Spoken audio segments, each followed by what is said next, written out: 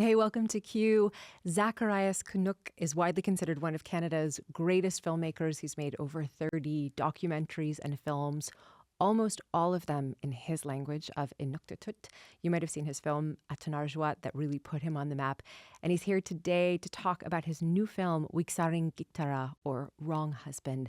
It is stunning and patient as a film. Here you go.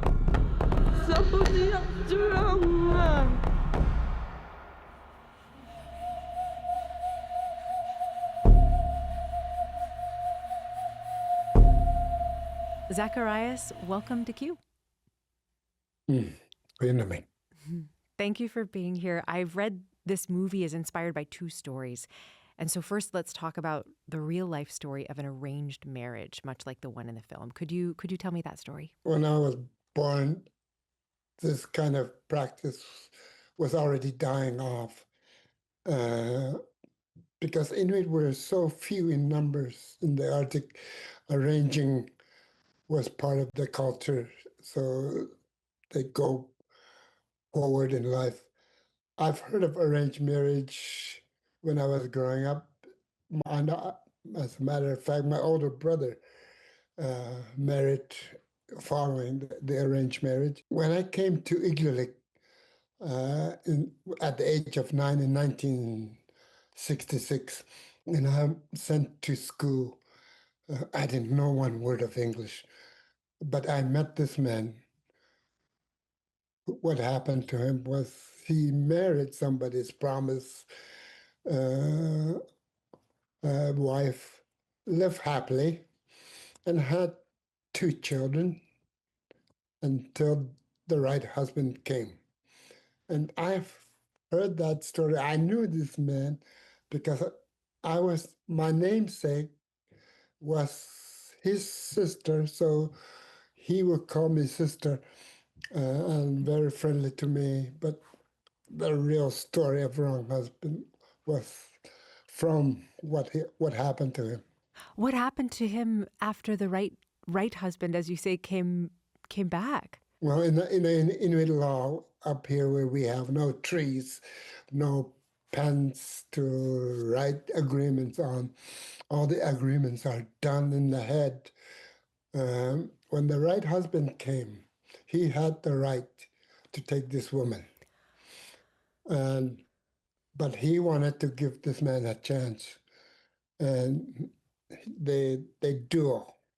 They fought Inuktitut style. Eikä nueksin luoku. Hauistan naapuun derasi pineal nato.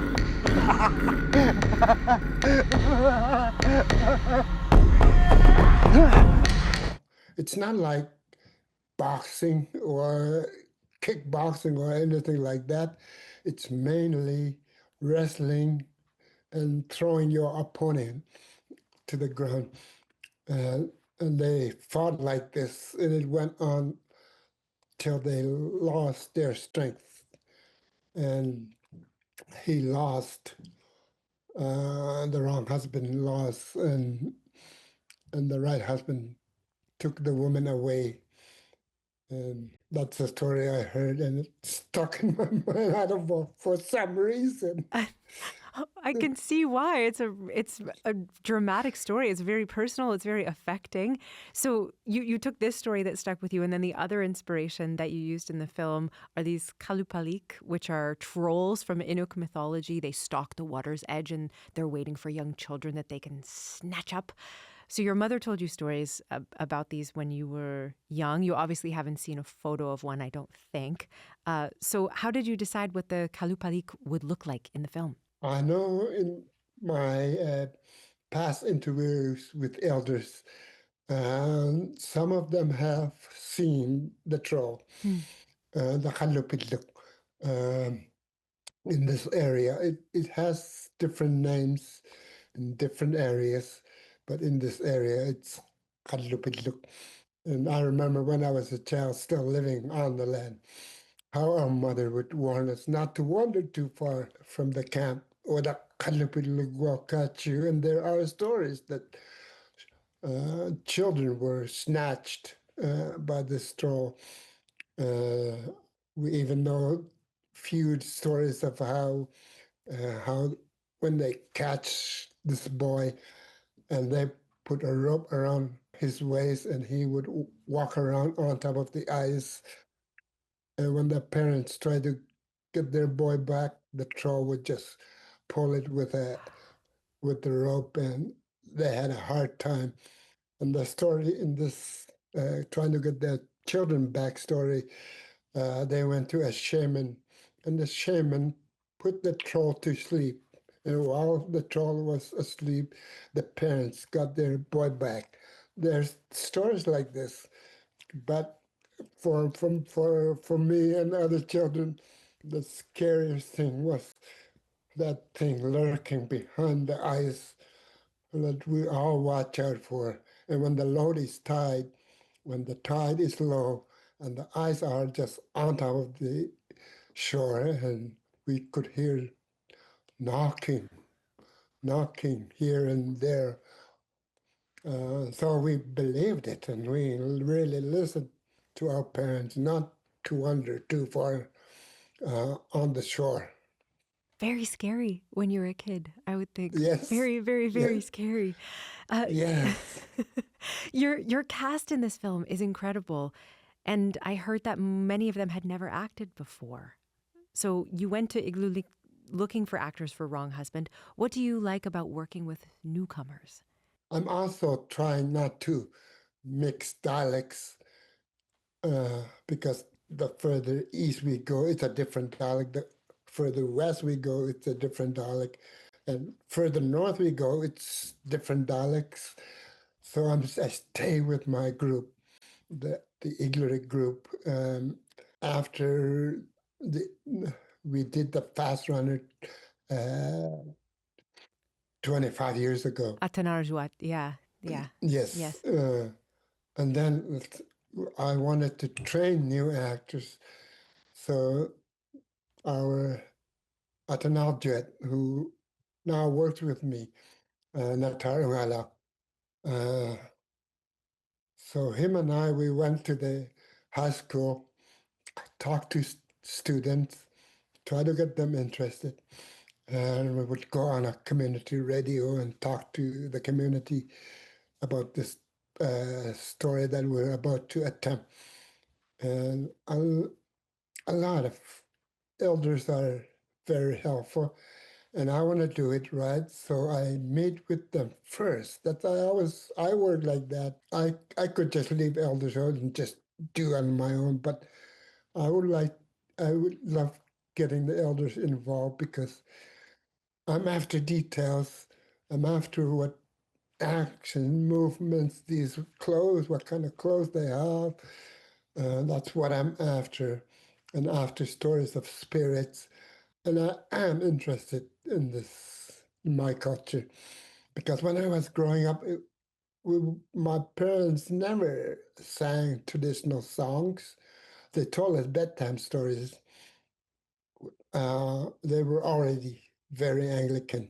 Hmm. And and Christian movement have come from the west, from the east, the Anglicans over the Baffin Island, and the Catholic came from the west, south of us, and where they meet is in the Kingulliit. And when I was growing up, going to school in 1966, this community was split into the Anglican side and the Catholic side. So that's the world I was born into, and say, what's going on? When we lived out on the land, we were all families. We followed namesakes. Um, and that's, I thought when we came to Inuktitut, I saw my cousins on the other side. They were Catholics, and I'm on the Anglican side. And on a Sunday, we would keep our Sunday holy all buttoned up to the neck. We weren't allowed to play outside. If it was summer, we weren't allowed to eat plants. Uh, or visit. Uh, but I look out the window, my cousins are playing baseball, and that's where I want to be. I couldn't understand it. It's a lot of mixing of worlds when you're a kid, right? Because you have your parents telling you these traditional bedtime stories of who you are and who your people are and Inuk culture. And then you also have this clash of these two Christian cultures playing out in front of you in life. How did that play into you wanting to become a storyteller and to tell the particular kinds of stories that you tell in your films? I think what drove me was I went to work for the Inuit Broadcasting Corporation in 1984. Mm-hmm.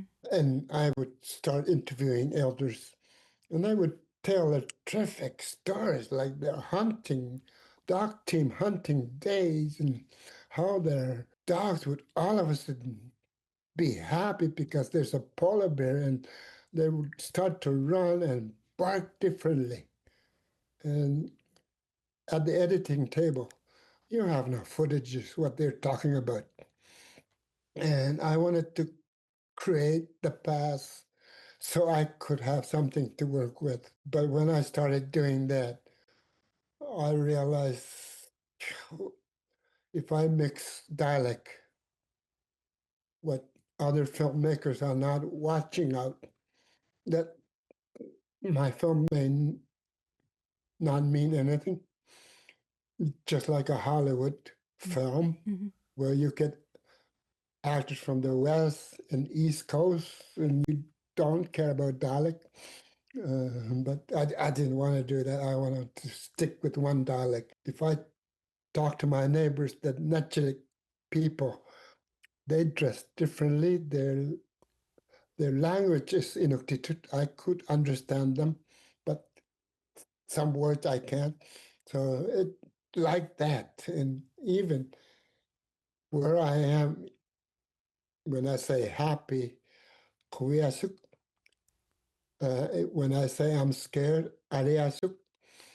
But in northern Quebec, when they say they're happy, they're aliasuk, which is totally different in one word. So I watch out for this. So thinking that in the future, students will study these films, and I want to have it right. Everything clothes, tents, all the dogs, the harness, the way they drive dogs is right, left and right. That fascinates me. Cutting a snow block for an igloo. When the igloo is finished and it's in spiral, whoever thought of this must have been genius go through my head. That is Hit what?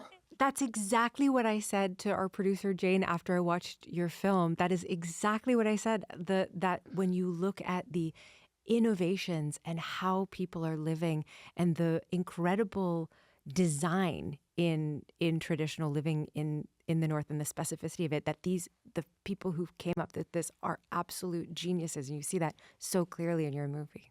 Yeah, that fascinates me. Gliding on the snow on a belt sled that glides on the snow. Yeah. And a kayak that glides on the water. And when you go out there in the cold, of course we dress up warm. You look at the land, it's dead silence. You can't see animals. You don't know where animals are. So it's just like silence. Where are the animals? You talked a little bit about your early days working for the Inuit Broadcasting Corporation, and then later you struck out on your own with Isuma TV. And we were talking about language, and at that time, most funding in Canada was for films that were in English or in French, and your films were in Inuktitut and in a specific dialect, like even more specific than that. How did you convince people at that time in your early days that your storytelling was worth supporting? When I was just starting out, I wanted to show my work, and I would go to networks. One time I was told, if you dub your sound into English, which meant my Inuktitut voice turns into English, And I didn't want that. I have seen bad kung fu movies, and I was so afraid that my films would end up like them, which I didn't want. I want the language to be heard, our language, which language we are trying to save.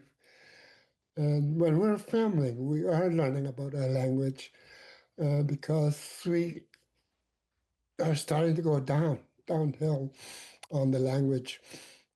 And when we're in production, we're all learning, but we're all learning about how in the olden days they put on their parka, how their hoods are fixed, how you put your hood on. These things we train to the actors, and the way it's the way they're fitted. And I watched our elders with their apprentice fit these elders using their hand measurements and strength measure, fit costume perfectly. Uh, yeah, that's just what we do.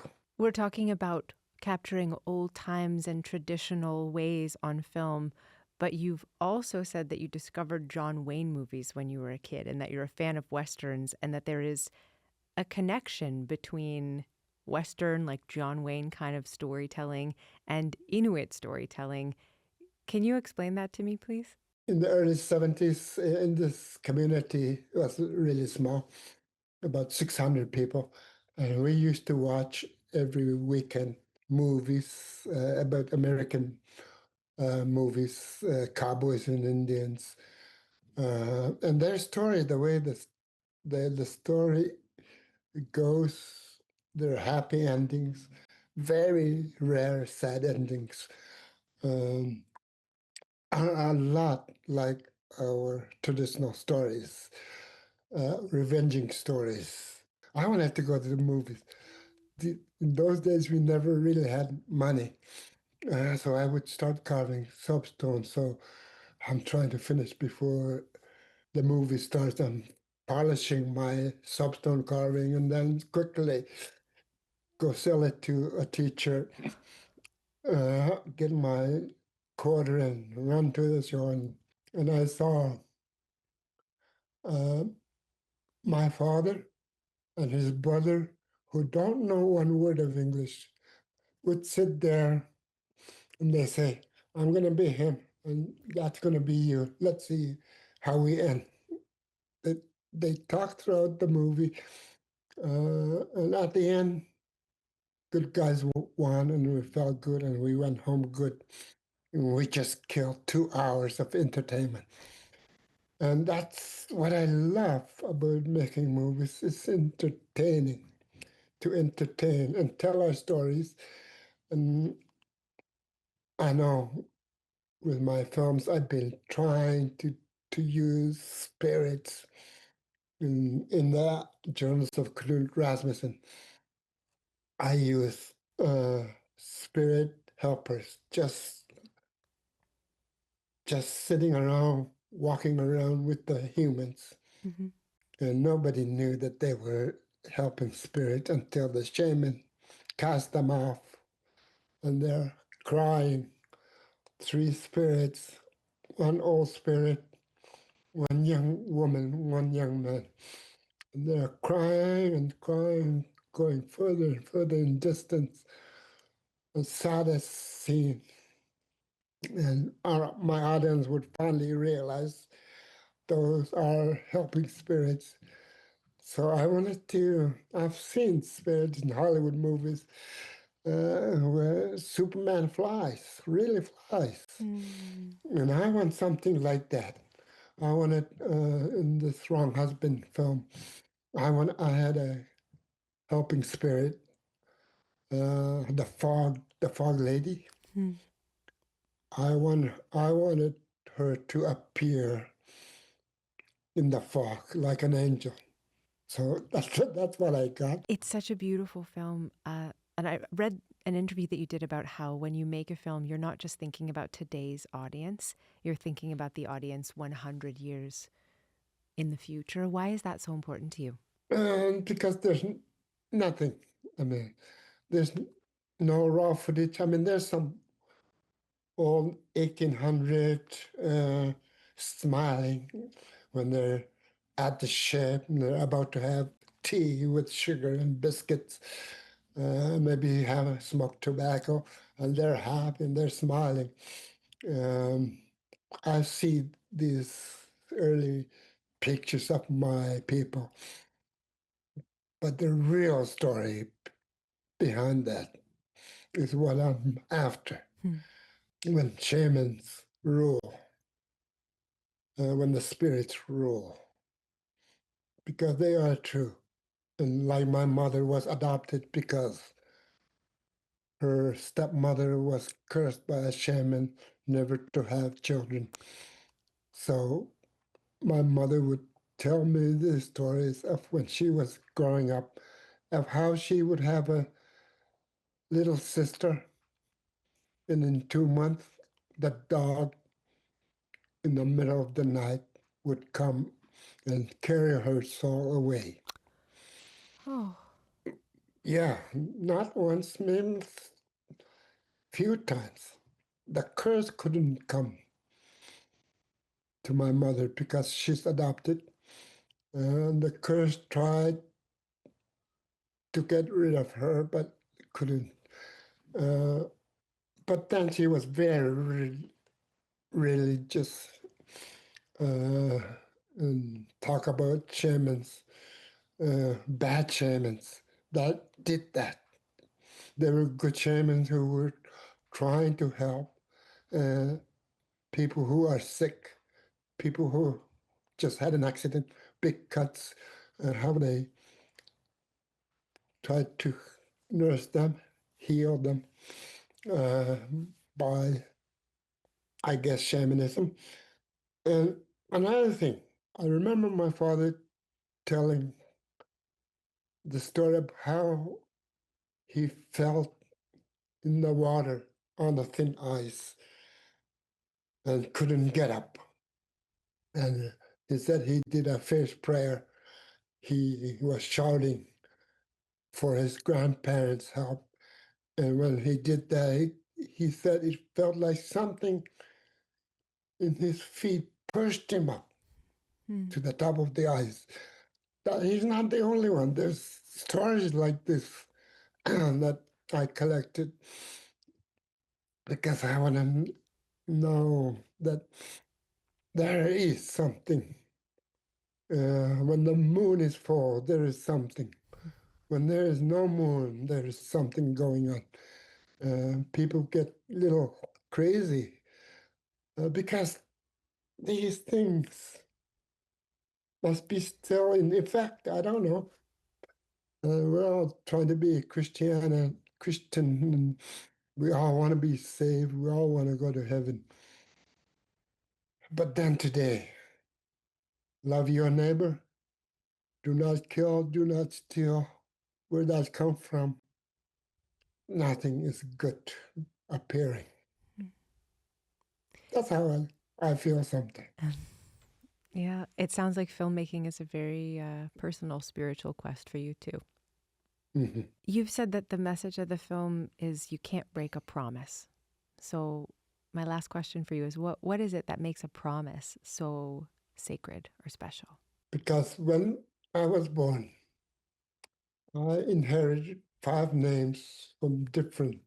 I inherited my grandmother's name and some other family's name. And at the age of 9, I shot my first caribou. I was so proud. Kept looking at the hide. I kept looking at the meat in our porch and wondering, when are we going to eat my first caribou? And am I going to get a nice coat from this? And I'm wondering and wondering. And then one day they disappeared. Where are they? I started asking my parents. They were sent to an elder who their son had passed away, and I inherited his name, and the meat was for them. So I learned, as I started growing up, and why are they supposed to be like that? Uh, it's all about namesakes. In my film, I tried to show that mother calling her daughter older sister, older the daughter calling mother younger sister, and people are my audience, my southern audience are puzzled by this, but my Inuit audience gets it right away. That these are namesakes, that they're named for these people, and so that's why the nickname would be, of the mother, younger sister, things like this. Yeah. Exactly. Yeah. Exactly. I heard that you never really take a day off work. Are you filming anything else right now? We were just doing our Christmas games just right now, and we just filmed that. Yeah, I'm always working. Also doing now the very word I use, first prayer project. I'm doing a first prayer project from that time in memorial before Europeans ever came, how Inuit were, and when the whalers came to Christian coming to the RCMP coming, slaughtering our dogs. These kind of stories I'm collecting, and I'm making an 8-part TV series. Hopefully, by the end of next year, we'll have them done. Wow. Well, it's a real honor to talk to you, Zacharias. Thank you so much for your time. Wait a minute.